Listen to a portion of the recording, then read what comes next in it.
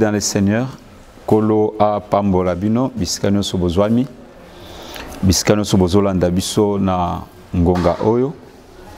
Et nous rendons grâce à Dieu pour na souffle de vie Oyo a accordé Biso. Tout le monde a soumou Kolo Alelo, malgré Nyonso Ezolekana na monde, mais par la grâce de Dieu, nous sommes en vie, nous sommes comptés parmi les vivants. Zambe Azwalokum, Pona Mawa Pebolingo Oyo Azotalisa Katenabiso. Ce n'est pas que tout ça meilleur plus que les autres, mais c'est simplement sa grâce de Azobatela Yonangai. Yango to kumisi Zambe Azopesa Biso souffle. Pe apambola yo bisika nyonso zali, bisika nyonso zolanda biso na Ngonga Oyo. Tolingi to partager liloba na Nzambe mwa muke parce que tebete oyo sala ke to zala c'est la parole. Yango nde ezo rassurer biso, yango nde ezo zongisa elikia sans yango bien-aimé et kozala vraiment difficile. Yango tolingi to lendi sana na liloba na Nzambe. C'est pourquoi tozo sambela nan ko recommander moment oyo pa na Nzambe, Nzambe asunga biso, asala yongolu oyo comprendre de façon que esungayo ozwa petan ya ko sambe. La Bible zoloba mon peuple périt faute de connaissance. Or la vraie connaissance ezouta na liloba na Nzambe. Yango to partager ensemble liloba oy na Ngonga oy to sambeli. Seigneur, merci pour ta bonté. To bonze liyo moment oyo. Nebete oya loba kapepe saka bomoy ezayo. Tozala ba instrument ya pamba oyo ko salela. Mais kombo na yo ekumisama. Ya biso kombo ezala gravé na mitema na batute, mais ya yo o tozali ko présenter parce que yango nde pesa ka bomoy. Sala biso ngolu, nguya na yo etalisama polinga kaliwa ya mutu mabete. To na posa ko bika bolamu na yo, kamba biso na kombo na Yesu Christ. Amen. Merci beaucoup Nzambe a pambola yo. Tozu ba Bible na biso. Tozo partager moi muke liloba na Nzambe. Si je te dis to meka ko partager, le but était la détermination amène le changement. Détermination ezomema mutuna ko bongwana na ko changer na transformation, na évolution, na épanouissement, na ko kende quand même liboso. Delika mto lendi sana sur la détermination où ils allaient comme mutuna évolution la transformation. Et c'est quoi la détermination d'abord? La détermination, c'est l'action de prendre une décision, une résolution ferme par rapport à une situation. Tolobi détermination ezali eloko oyo mutu azali ko sala, c'est que le fait action oyo mutu azo sala ya kozwa mokano azumokano songolo, une résolution ferme, c'est que akatintina azumokano ya kosala eloko songolo kolandisa situation moko azalaki nango. Et la détermination, c'est l'action de prendre une décision, une résolution ferme par rapport à une situation. Mutamoni que non. À lire on a des situations nazo traverser et ça angoté quand même faut changer na tamboli na kenan zelo pemi na mon le côté na suite décision banale na koya suna nzelote. C'est que le fait ya kozwa décision résolution wana ya mona kena ko sala subo ete nazo sala boy, c'est ça oyo to bengi détermination. C'est l'action de prendre une décision. Bien aimé, mutu ya solo il faut azala mutu aza quand même capable ya ko décider paix. C'est ça même Nzambe tango a créé mutu. Et dans le domaine où Nzambe a tiqué la mutu liberté, et dans moment il y a décision. Alors je mis devant toi la vie et la mort. C'est que yomoko ça la choix. C'est que ça domaine où Nzambe a tiqué la mutu liberté yako choisir. Et ceux qui ont sali choix ya bien, tu vas aussi bien vivre. Mais ceux qui ont sali choix ya mabe, c'est que nous ça dépend de la détermination. C'est-à-dire action wana, décision oyo, résolution ferme par rapport à la situation nayo. Et le changement, c'est le passage d'un état à un autre. C'est que mutua longwe na lolenge oyo a comme na lolenge mususu. Ndiango ba bengi changement, soit synonyme d'angoueza évolution, transformation. Même Nzambe tango akela ki mutu bien aimé, Nzambe a créé ki mutu po mutu atika la kaka ndengi wana te. Alors bi créons l'homme à notre image selon notre ressemblance. Ndazo yebsa mutu soyez féconds, remplissez la terre. C'est que mutu azalaki appelé à kutika la kaka ndengi azalaki wana te. Mais esengela ki a évolué, a transformé. C'est pourquoi on a même Bible zoloba mbula etikala kana nukonoka te tant que nan mutu azalaki créé te parce que l'homme était important pour à travailler, à labourer maintenant, à cultiver. C'est que Nzamba créé mutu pe pour non seulement tikala kaka bongo mais sengela ki mutu a évolué, c'est-à-dire changement et quota na environnement naie et changement de côté dans environnement à partir de détermination dans nous mutuazana. Sans la détermination sans la détermination, évolution est sans la détermination, épanouissement est sans la détermination, changement est la détermination amène le changement. Dès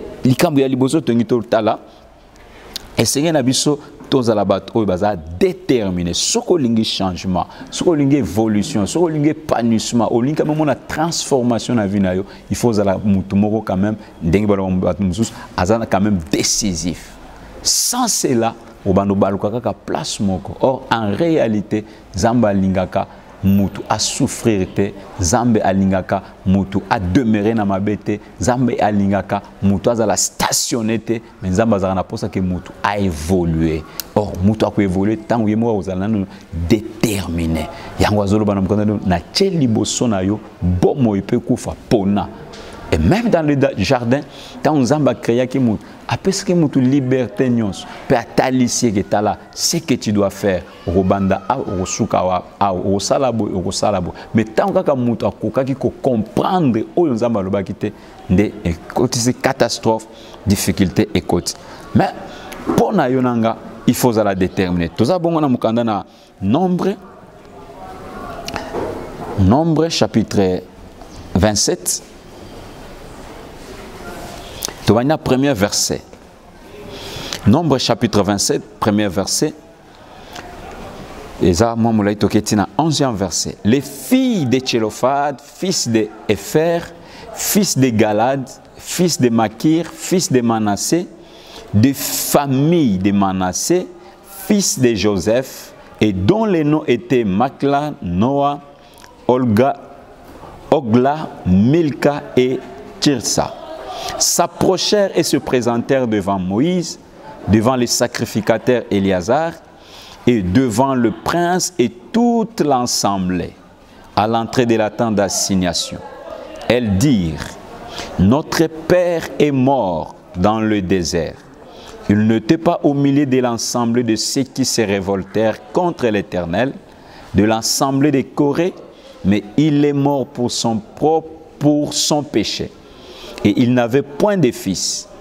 Pourquoi le nom de notre père serait-il retranché du milieu de sa famille? Parce qu'il n'avait point de fils. Donne-nous une possession parmi les frères de notre père. Moïse porta la cause devant l'Éternel. Et l'Éternel dit à Moïse: les filles de Tchélophad ont raison. Tu leur donneras en héritage une possession parmi les frères de leur père, et c'est à elles que tu feras passer l'héritage de leur père. Verset 8.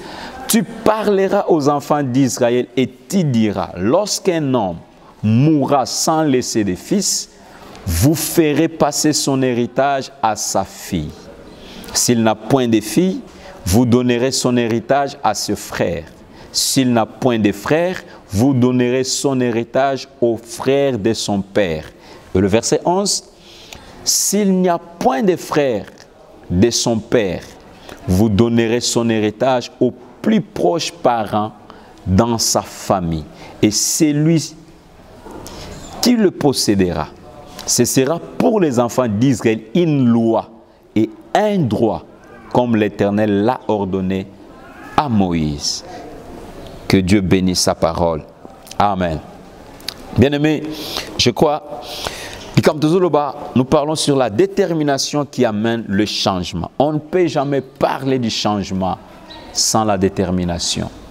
même Moutou, ce qui a beau témoin, c'est pour ça que moi nana quand même a changé, moi nana a kola, moi nana s'est développé, à Bandi Kongoluma, à Tamboli, à Koti classe, ainsi de suite. Mais pendant au beau témoin, Angoluma Kate, à Fandaraye mon côté, c'est que évolution moko ezate, changement moko ezate, nayo moko ko salopas. Et c'est comme ça aussi dans la vie. Nous sommes la souci na yeza qui a évolué, à s'épanouir. Changement quand même ezal. Même là, dans notre marche chrétienne, la Bible dit que aussi longtemps que l'héritier est encore enfant, il a différents esclaves. Mais pour que vivre via un esclave, il te faut un changement. Mais pour qu'il y ait le changement, il te faut la détermination. Il faut nous déterminer que non, ma vie doit changer. Il faut vivre quand même changement. Il faut vivre quand même épanouissement dans la vie. Et pour changement, il y a détermination. C'est l'action de prendre une décision, une résolution ferme par rapport à une situation. Et demeurer dans la situation Nabango. Moi, il va évoluer, pourquoi? Détermination en exact. J'ai mis devant toi la vie et la mort. Tu dois faire un choix. Et on ne peut pas faire un choix si on n'est pas encore déterminé. Pour ça, le choix bien pour réussir dans le choix, il faut la déterminer. Et par rapport à texte au Tanga, quelque chose qui se passait, il y a Banaba Simitan. La Bible nous dit, papa oyo abota kaka bana basi mitan. Mais tu sais que mwana mobilité. Or en ce temps-là, bana basi bazala compté ce qui papa boti mwana mobilité, c'est que héritage ce qui bana basi batikeli moi ba hériter malgré le bien de leur père. C'était une loi oyo ezala ki ko bloquer batu, ko diriger batu, batu banda ko demeurer toujours comme ça. Mais il est arrivé papa oyo aboti 5 filles. Na bana basi o mitano aboti balobi ayeko arrivé que akufi. Après la mort de leur père, bana basi batali balobi non. Tokotika la boité. Baké pas Moïse. Connaissez bien la loi. Des bazo qui n'est pas Moïse. Non, Moïse, notre père est mort. Azala qui rebelle. Mais il est mort pour son propre péché. Mais comment son nom sera-t-il retranché? Parce qu'il n'a pas de fils. Non, donne-nous l'héritage de notre père. Il connaissait bien la loi. Que bisouné tout ça, on a droit à hériter. Mais bazu courage, on a pas Moïse. Donne-nous l'héritage de notre père. Bible lobi,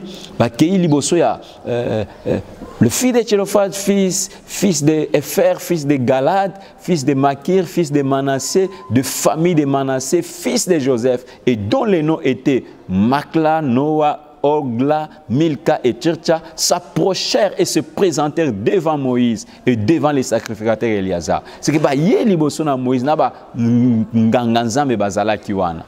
Balobi liboso ya prince et toute l'ensemble à l'entrée de la maison à la tente d'assignation elle dit c'est que baye liboso na lisanga mo c'est que lisango ba ya ki ezaki ne ba n'importe qui te ezaki bato yo bazo veiller likolo ya mobeko o ezalaki mais bango ba bangite connaissant bien les années lelo to na constitution o ezo kambambok muta telemikaka akeko sa proposition soit motion ezali ko kene à l'encontre ils ont contredit constitution ba tu sais pas hôtel mais tant même likambwana Moïse aussi sage qu'il était balobi Moïse malgré a présenté likamb dans l'ensemble mais Moïse a même likamb tout droit et pas nanza a que présenter ça pourquoi il savait mais que selon notre loi ici bana basi bazana droit ya ko hériter mais bana basi baye na courage nyons ba bangi ba sacrificateur te ba bangi ba prince te ba bangi tout l'ensemble te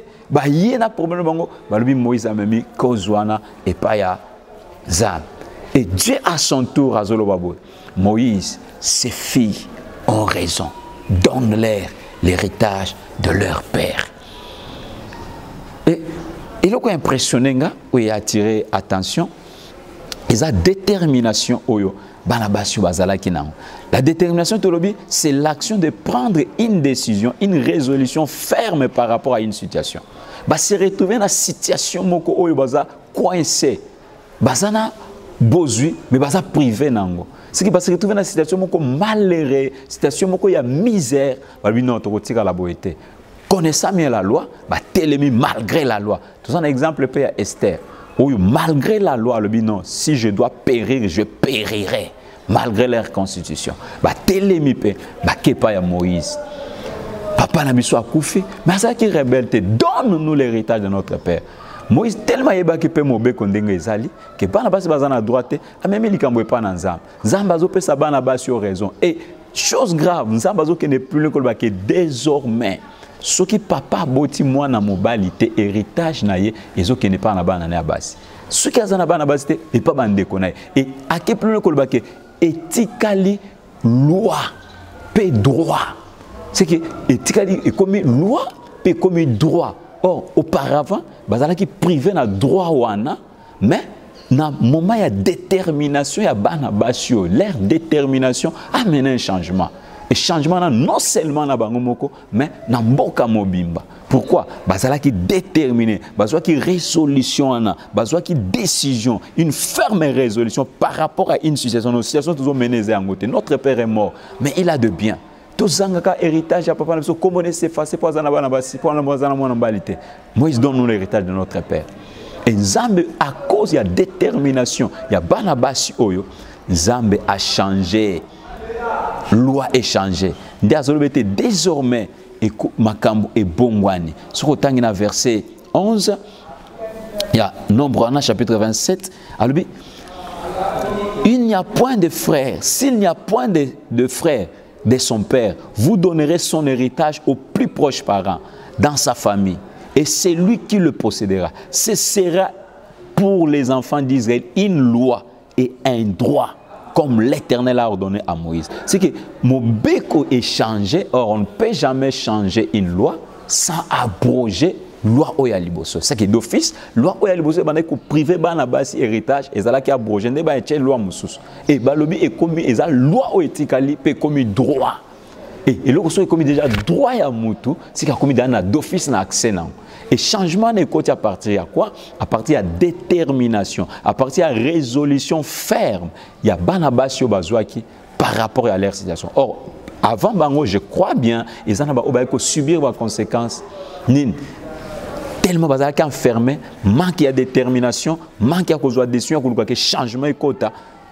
Bazala qui privé na bozui, bazala qui koufi ba pauvre malgré les richesses. Mais bala baso non, nous sommes déterminés, nous devons réclamer notre droit. Nous devons récupérer. Oh ya papa koufi. Est-ce que biso bato ndima ki to botama bana basi? Mais sur comment tous la privé na droit oyo papa na biso azanango. Non, Moïse. Et à partir de la détermination à Banabasio, Mobeko échange. Et bien aimé, laisse-moi te dire, à partir de la détermination, on dit mais sous pambate. Et détermination, et d'ailleurs, sans la détermination, on dit mais sans ta détermination, on coca, ça la marche dans Zambete. Ce qui Banabasio, batu batsangana, bampaka bazawana, mais bazui courage wana, que non Moïse. Donne-nous l'héritage de notre Père. Bien-aimé, loi est changée. Et laisse-moi te dire, à cause aussi de l'œuvre de la croix, Moussala Oye soit Sala qui bien-aimé, ta détermination, et que tu changer histoire, et que tu changer situation, et que tu changer position, il y a famine, et que tu changer situation aux anango. Mais ceux qui kaka au s'enfermer, au tikali kaka bongo, aux olanda kaka position, oyo, aux omona conditions aux anangwana au kotika la peka kabon. Nzamba pesa muto so libre arbitre. Yako décider, yako juger, yako prendre décision. Ce que nous avons pour ça changement, ils ont dépendre de kakana détermination. Ya bon mon âme. Dengue bana basko, bazala qui déterminé. Malgré la loi, Moïse donne-nous l'héritage de notre Père. Et leur détermination a changé la situation. Leur détermination a changé leur vie. Souvenez-vous des rites bien-aimés qui étaient moabites. Aoutina origine moko o ilake la mamabe. Sous la malédiction. Mais la détermination des rites est sali que situation n'a échangé. Et ndekonaye orpa oyo. Azongaki, histoire est si là. Mais la détermination des rites, non, ne me presse pas, Nazonga. Ton Dieu sera aussi mon Dieu. place yo kokufanga pe na kokufa. C'est que peu importe situation que ya nandimi na bima na kotika la wate, sa détermination et ça like histoire ya rite lelo ezali annoncé tant tout la généalogie à Yesu, tout la paix. Tout le monde appelle combo ya rite. Pourquoi? Azala qui n'a nous déterminé na vie naie que non ma vie est changée. Mais soit croisa qui peut comme maboko bon c'est normal. Ezala lonka kabongo e banda kaka bongo alinga ka souffrir kaka bongo. Ndenge ka lisolo ya ndekone or pe sukaki. Ya pe ningo so mais alobi non na kozonga te. Bokilo na c'est que ma fille tu es encore trop jeune. Ata lelo na lobi ke na bota okozela mwana no balae. Et le Rita zomona wana te, mais détermination na inde fongole misumoko musika. Et sa détermination et ko côté na destinée à vivre ma camp oyo na yemoka satanda ki na yangote. Or origine a utaki e banda ko réclamer ye, e banda ko empêcher ye, que a jouir te, a mona bolamute, a ressurte, a botate, a balate, a sepelate, a zalana kimiate, mais sa détermination a changé sa situation. Sa détermination et côté na destinée on a yé moko satanda qui te bien aimé. Les généalogie tant ba kitani na Yesu. Toujours mon appel comme rite za ko se figurer. Au rite o Moabit o ya wuti na origine moko oyo et laquelle a mamabe. Et Bible zolo babo, nous ne sommes pas de ceux qui se retirent pour se perdre, mais ceux qui ont la foi. On ne peut jamais parler de la foi sans parler de la détermination. Mouto azana foi et se manifestera na détermination o yazana. Bible zolo ba biso tozaba o bazana kondima wana. Ya ko persévérer malgré les difficultés, malgré les situations, malgré les conditions. Baza toujours déterminé que non, c'est possible. Vivre dans la situation dans échanger, c'est possible. Likamo nazanango ezo solution, c'est possible na réussir. Écoute au Bible zolo na mukana na Hébreu. Bible lobi Hébreu chapitre 10 versets 38 et 39. Et mon juste vivra par la foi. Mais s'il se retire, mon âme ne prend pas plaisir en lui. Nous ne sommes pas de ceux qui se retirent pour se perdre, mais ceux qui ont la foi pour sauver leurs âmes. Bien aimé, même pour ton salut, le salut est gratuit. Le salut est gratuit, bien aimé. Mais pour accéder, pour vivre, il te faut la détermination. Sans la détermination, écoutez, la salut mon salut superficiel. Mais pour na salut, il te faut la détermination. Bible dit, un mon juste vivra par la foi. Mais s'il se retire, mon âme ne prend pas plaisir en lui. Nous ne sommes pas de ceux qui se retirent pour se perdre, mais ceux qui ont la foi pour sauver leurs âmes. Il te faut la détermination. Il y a un changement dans la situation. Il y a un changement dans l'étude. Il y a un changement dans le domaine de la vie. Sois déterminé. Et détermination na yo de ko sunga yo ki o avancer. Détermination na yo de ko sala que malgré les obstacles. Et tu dois savoir, bien aimé, quels que soient les moments, quelles que soient les circonstances, quels que soient les milliers d'obstacles cause à la CAC. Et on ne peut jamais parler de la victoire sans parler de la guerre. Guerre est cause à la. Mais ce que vous avez déterminé ou qu'on résister, le juste vivra par la foi. Mais s'il se retire, c'est que ce que vous avez détermination. Parce que le diable a côté de l'intimidation, à côté de ma poids bangisayo, à côté de ma poids zongiso sima, à côté de ma poids influencer yo. Mais tant que tu es déterminé, et que sungayo qui au percé ndenge rite ndenge bana basi oyo malgré la loi bazaki déterminé to kozonga simate oyo koya eya malgré la loi batelemi pa réclamer droit na bango et les réclamations leur détermination leur décision et côté changement na vie na bango ba o balingaki batikala ba kufa ba pauvre mais non seulement restauration à vie na bango mais na batu nyonso et bien aimé laisse-moi te dire à travers yo zambaza capable ko sunga pe batu ebele mais ta détermination détermination na yo nde kosala ke nzela efongwama. Détermination na nde kosala ke réussite ezala. Détermination na yo nde kosala ke makambo échanger. Mais ce que vous allez croiser maboko, nzamba azali na problème te, mais le problème eza yo moko. Parce que nzamba tient son à disposition na yo. À disposer nyonso. C'est pourquoi Deutéronome azoloba nini? Si tu obéis à la voix de l'Éternel ton Dieu en mettant en pratique tout ce que je te prescris aujourd'hui. C'est que les Camerounais sont en zambete. Les Camerounais sont en détermination par rapport à Oyonzamba Tcheliboso. Il y a choix au sale. Ce que vous avez déterminé, il y a que ça bien pour vivre un changement dans bon moyen. Mais ce que vous avez déterminé à que ça la bolamouté. Bible dit Moïse refusa par la foi. C'est-à-dire on ne peut pas parler de la foi sans parler de la détermination. Moïse refusa d'être appelé fils de la fille de Pharaon. Pourquoi? Azo réaliser Moussala na Ikulus. Azo mona pasinaïes comme si héritage ou l'équimounen. C'est que sans la détermination, on peut tenir tête.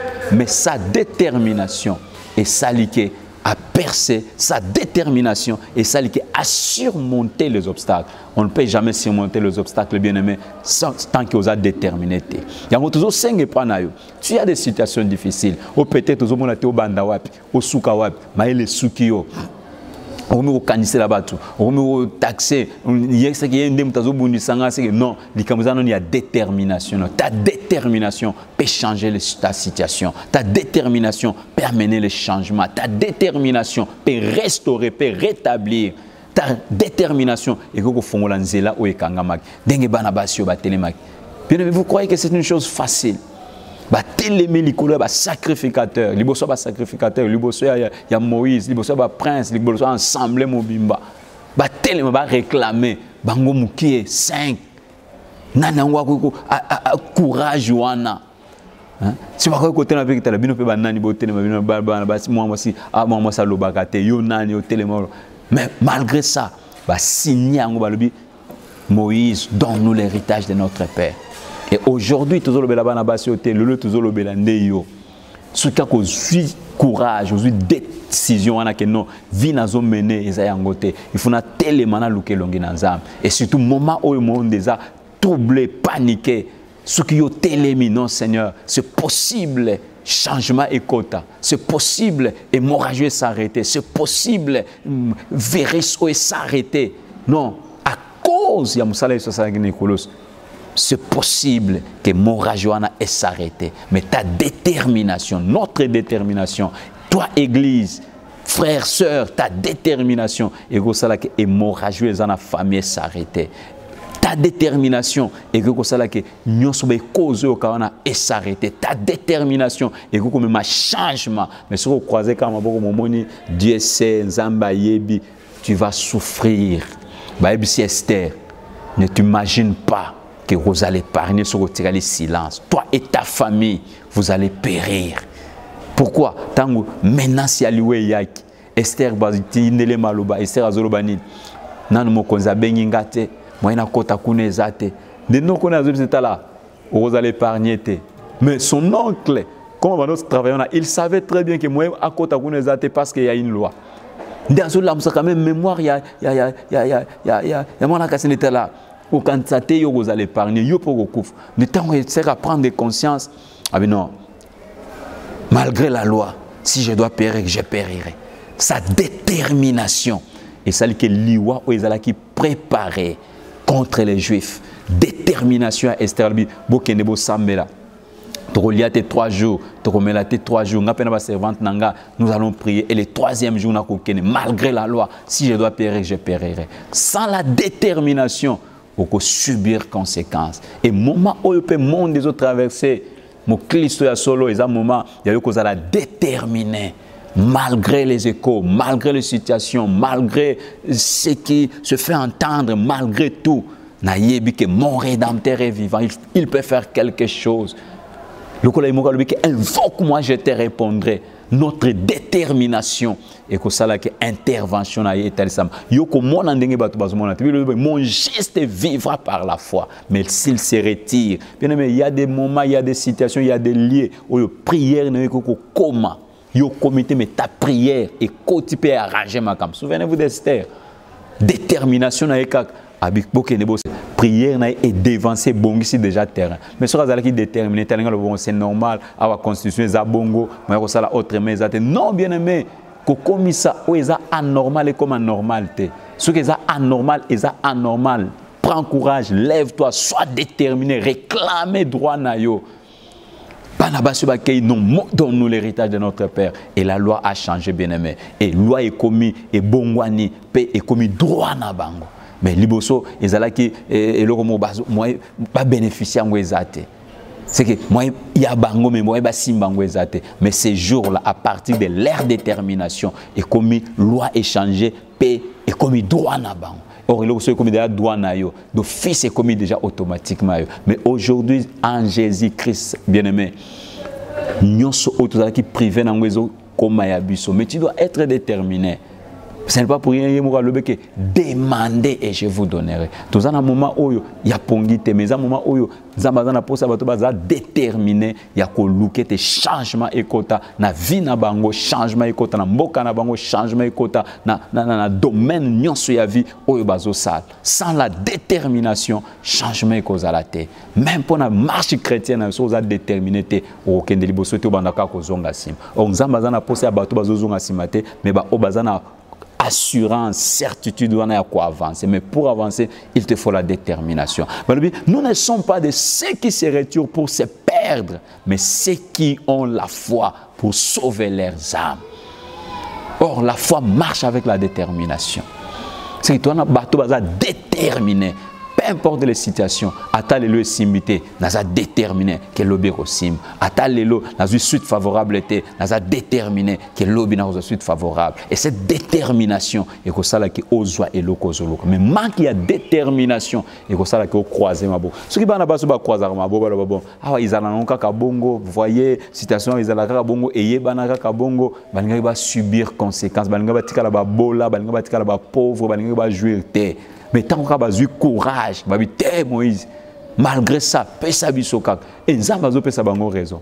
Oui, bien aimé, les lopes Nzamba on a zo pesa raison. Bible dit plus de condamnation pour tous ceux qui sont en Jésus-Christ. Pourquoi? Il y a un prix que Yeshua a fouta. Mais le problème c'est quoi? Les lopes sont chrétiens, mouta croisé, azo souffrir mais comme ça normal. Non, vous voyez, et ça normal. Mais dans le moment où ils souffrent, ils ont batum sou bazo progresser. Ils ont batum sou bazo avancer, batum sou bazo réussir. Mais pourquoi pas toi? C'est que Nzamba comme juste et pas na yonde moi ça les athées. Le problème c'est quoi? Vous avez commis ça normal, ce qui est anormal. Or, tant que vous avez déterminé ta détermination et que même réveil katinayo et que sungayo parce que vous avez trouvé déjà intérêt na likambu songolo de ko pousser que à téléma à réclamer ndenge bana basio ba télémaki.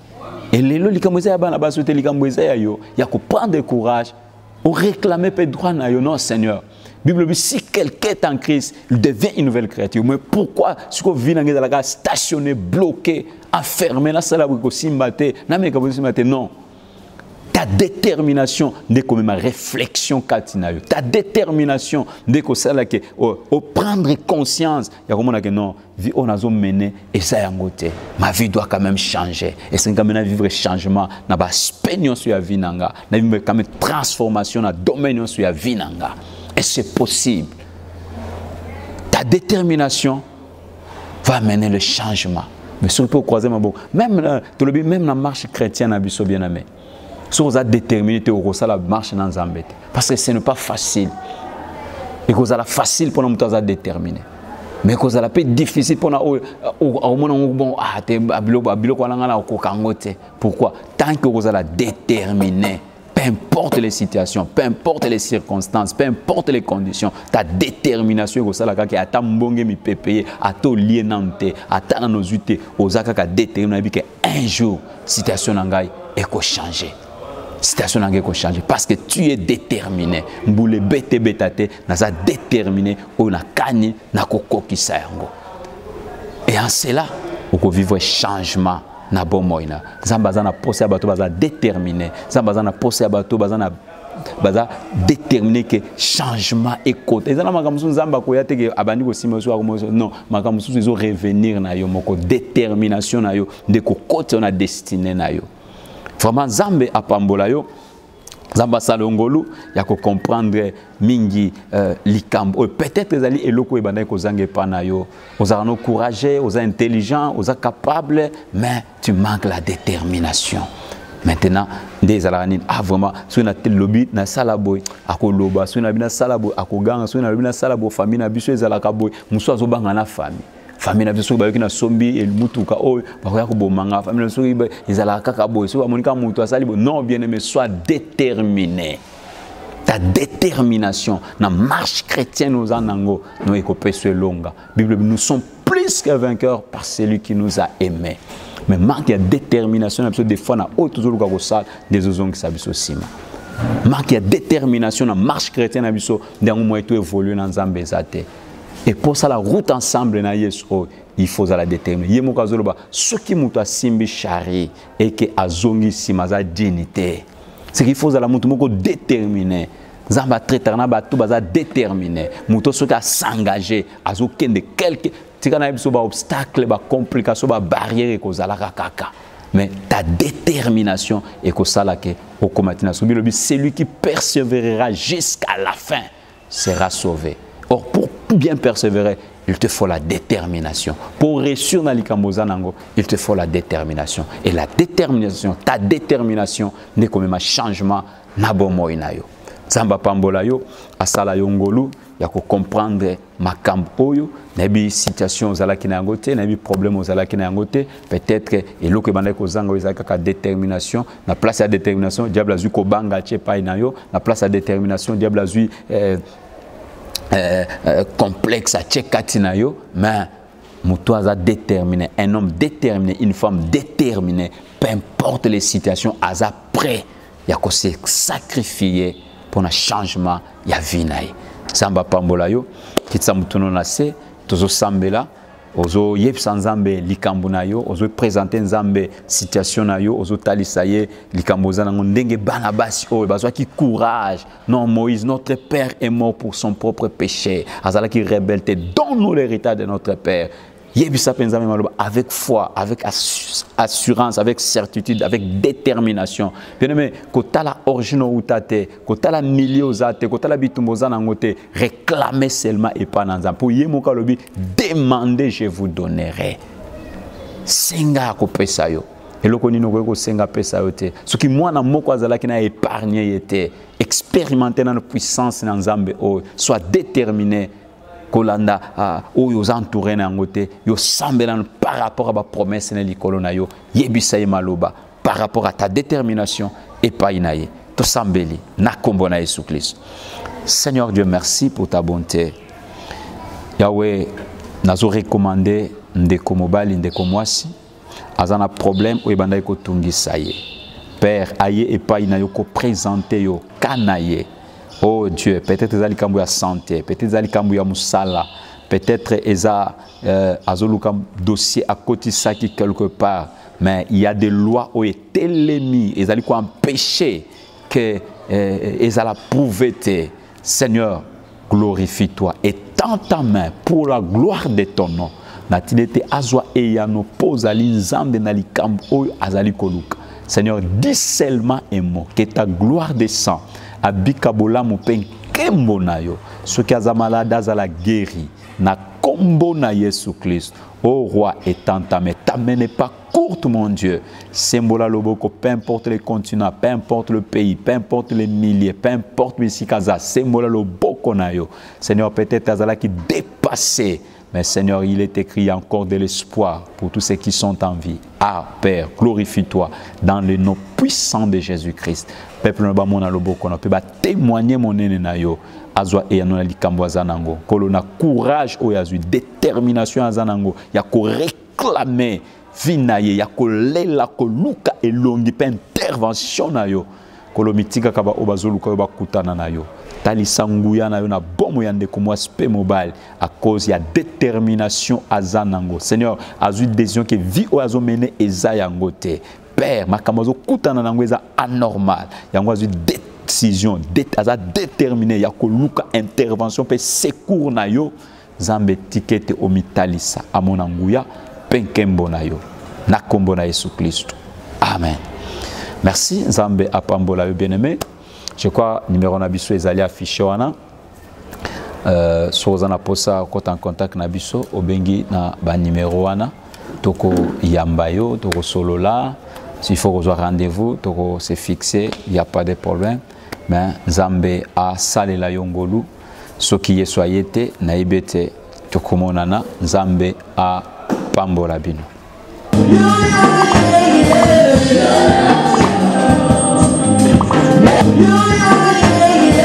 Yeah.